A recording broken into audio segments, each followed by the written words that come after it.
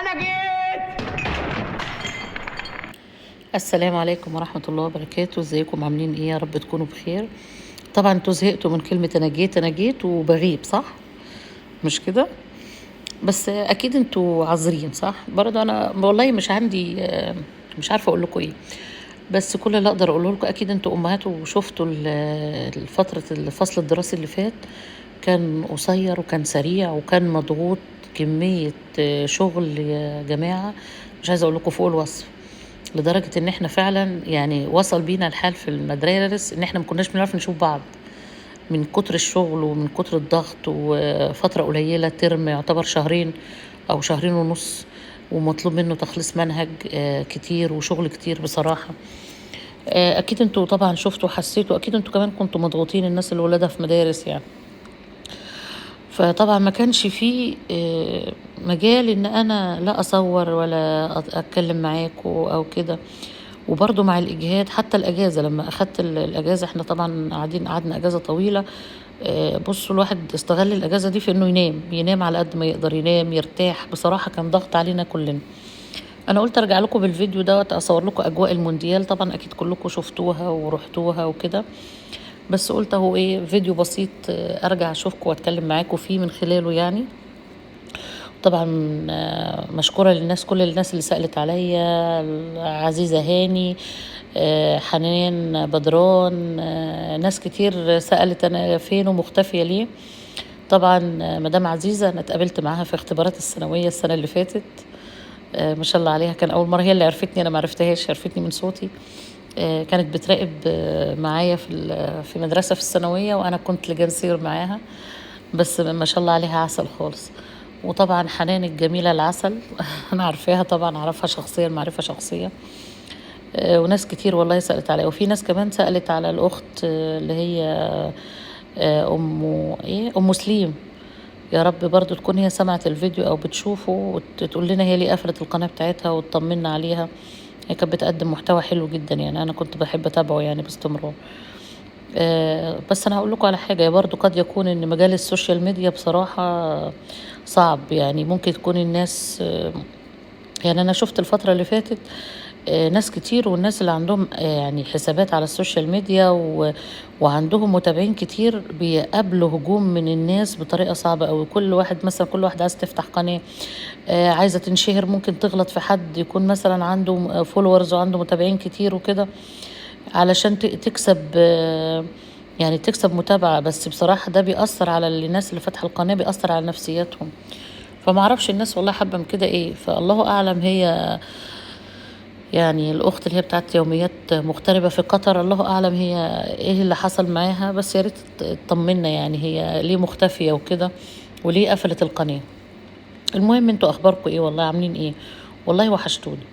بس ان شاء الله بحاول مش اكيد هو مش اكيد، بس ما اعرفش، هو جات لي كده ايه فتره مش عايزه افتح القناه، مش عايزه اصور، مش عايزه ابعت اي حاجه، مش عايزه.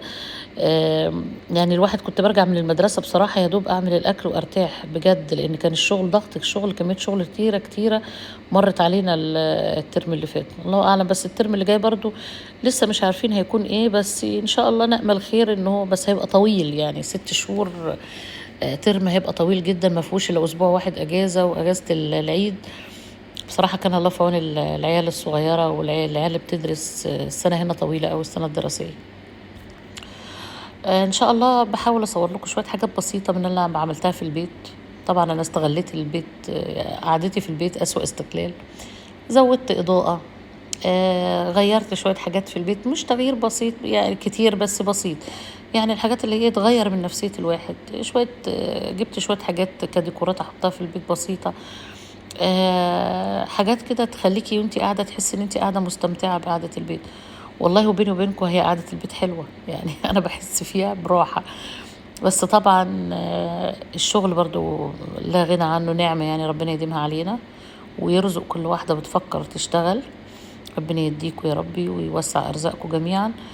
بس عارفين ساعات الواحد بيحن لقعدة البيت. يعني أنا ساعات بيجي عليا وقت بحن إن أنا أفضل قاعدة في البيت، إن أنا أعمل حاجة في البيت، إن أنا أعمل شغلنا في البيت. بس بصراحة لا، الخروج من البيت برضو نعمة. تشوف اصحابك، تشوف الناس كده. طبعا انا ما خرجتش في اجواء المونديال الجميله دي كتير، هم يومين بس اللي خرجتهم. رحت ضرب الوسيل مره، ومره خدت ولادي زي ما انتم شايفين كده على الكورنيش، ومن الكورنيش رحنا سوق واقف وخدتهم. خدنا مركب من على الكورنيش، ركبنا مركب في البحر. يعني حاجات بسيطة. طبعا الأجازة بتيجي تخربط نوم العيال والكبار يعني احنا حياتنا مقلوبة، بننام بالنهار ونصحى بالليل. يعني ما بنصحاش قبل الساعة 8 بالليل أو 7 بالليل، ونفضل قاعدين لتاني يوم وهكذا يعني. فطبعا دوت كمان، لأن طبعا زوجي هو بيروح الشغل الصبح، فطبعا ما فيش مجال ان احنا نخرج. والعيال بتيجي تزهق وبتقولك هنخرج نعمل ايه مع الزحمة يعني لما بروح الأماكن اللي فيها الاحتفالات وكده بتبقى زحمة، فالولاد بيزهقوا. بعدين بقولك هنروح نعمل ايه، فأغلب الوقت قاعدين في البيت. فخروجنا ما كانش كتير يعني، هي دي المرة الوحيدة اللي أنا خرجتها وقلت أصورها لكم.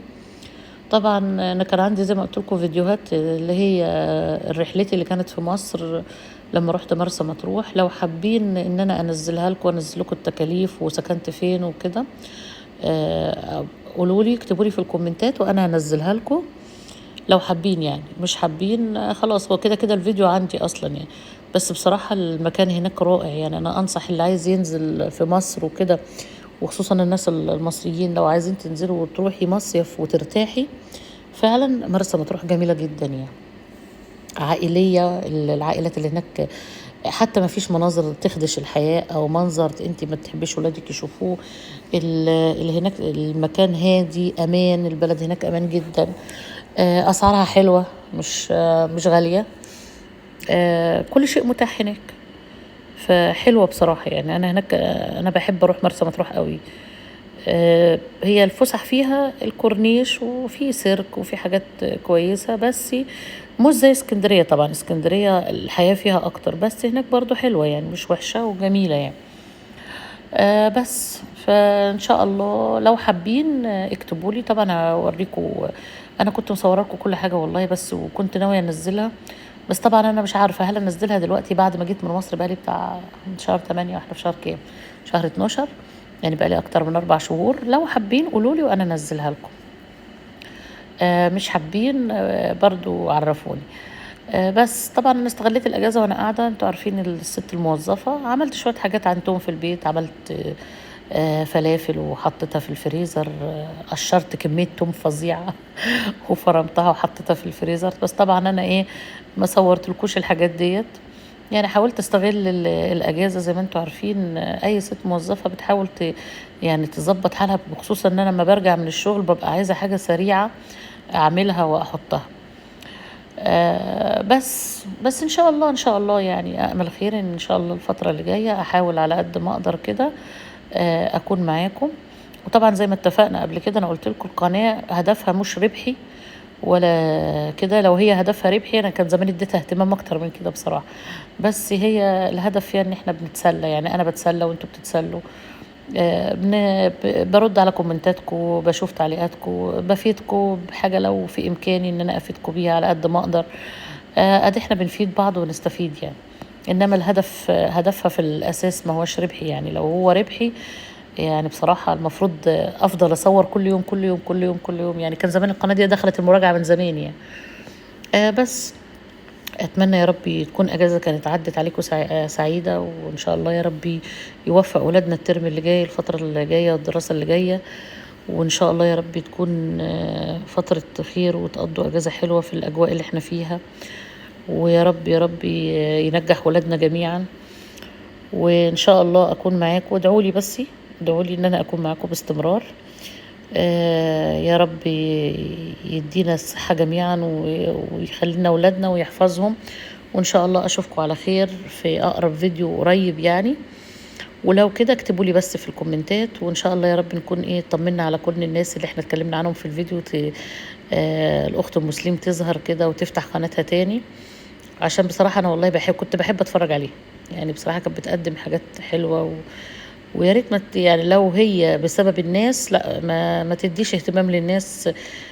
تخليها بس هي تخلي عندها ثقة في نفسها أكتر، وتشوف هي يعني ملهاش دعوة بكلام الناس في كلتا الأحوال إن انتي تحاولي ترضي جميع الناس صعب.